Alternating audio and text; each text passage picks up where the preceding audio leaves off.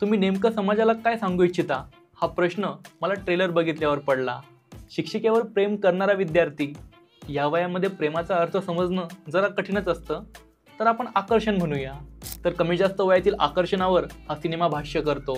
त्यात अल्पवयीन मुलगा शिक्षिकेवर, बाप मुलीच्या वयाच्या शेजारीवर आणि भाऊ आय थिंक तो ठीक आहे। मी यावरती काहीच टिप्पणी नाही करणार, कारण की त्यांनी आधीच टीजरमध्ये क्लिअर केलंय की प्रेमाला वयाचं बंधन नसतं। आता तुम्ही जे दाखव पाहताय ते आउटडेटेड झालंय। पिंजरा, बालक पालक, वेकअप सीट, दिल चाहता है, द लंच बॉक्स अशी बरीच उदाहरणं आपल्याकडे आहेत। जसं भोजपुरी आणि साऊथ सिनेमात अभिनेत्रींना ऑब्जेक्टिफाय केलं जातं, तसंच आपल्या इथे पण का केलं जाते कुणास ठाऊक। टीजरमध्ये तिची बॉडी ही डिफरंट अँगलने दाखवली जाते आणि त्याच्यानंतर चेहरा।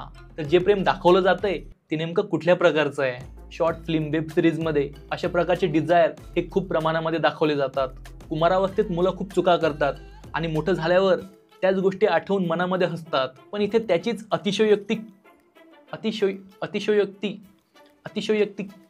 एक्झॅजरेट केलं जातंय। मुलगा वडील आणि भावापासून प्रेरणा घेतोय, मित्राचा एकूण नकली मिशी लावून अमेरिकन ब्युटी बघायला जातोय। मसाला तर पूर्णपणे टाकला गेलाय, पण पॉइंट हा आहे की त्याला पुल ऑफ करू शकतील का? वेल, नितीन सुपेकर जे याचे रायटर पण आहेत, त्यांचं आधीचं काम आपण बघितलंय। सरला एक कोटी, आटपाडी नाईट्स यामध्ये त्यांचं लेखन आणि दिग्दर्शन हे कमालीचं होतं।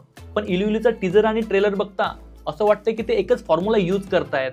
रोमॅन्टिसाइज, इरोटिक, लस्ट, डिझायर, एकूण काय तर जवळीकतेची लालसा, त्याला तुम्ही केंद्रबिंदू बनवून विविध पद्धतीने खेळण्याचा प्रयत्न करताय। तर या पलीकडे पण खूप मोठं जग आहे, पण क्विक जज करणं हे जरा चुकीचं राहील। पण ट्रेलर बघता तर असंच वाटतंय। आय होप तुमच्या बाजूने काहीतरी वेगळं हे लवकरच बघायला मिळेल। त्यात अजिंक्य फाळके यांचा दिग्दर्शक म्हणून हा पहिला सिनेमा। त्यांच्या काम करण्याच्या पद्धतीबद्दल सिनेमा रिलीजच्या नंतर बोलणं योग्य राहील असं मला वाटतं। तर तात्पुरता आपण त्यांना स्किप करूया। बाकी सहाय्यक भूमिकेतील कलाकार हे जुगलबंदी कशा पद्धतीने घडवून आणतात हे बघण्यासारखं राहील। पण एली एवराम आणि निशांत भावसर या दोन प्रमुख पात्रांमध्ये तफावत खूप प्रमाणात जाणवते। निशांतला याआधी आपण चिंटूमध्ये बघितलंय, नॉट परफेक्ट पण तो ट्राय करतोय। त्यात एली एवरामचं मराठी तेवढंच चांगलं आहे जेवढं KRKचा अभिनय। तिचं संभाषण वास्तविक वाटत नाही, ती अमराठी आहे त्याच्यामुळे आपण समजू शकतो। पण सिनेमात बऱ्याच प्रकारचे प्रसंग दाखवले जातील आणि जर का तिथे जुळून नाही आलं तर मात्र गडबड होऊ शकते, कारण टीजर आणि ट्रेलर दोन्हीमध्ये तेच जाणवत आहे। बाकी ट्रेलरची एडिटिंग, कॅमेरा वर्क, 1998चा सेटअप आणि बॅकग्राऊंड म्युझिक हे खूप चांगलं आहे।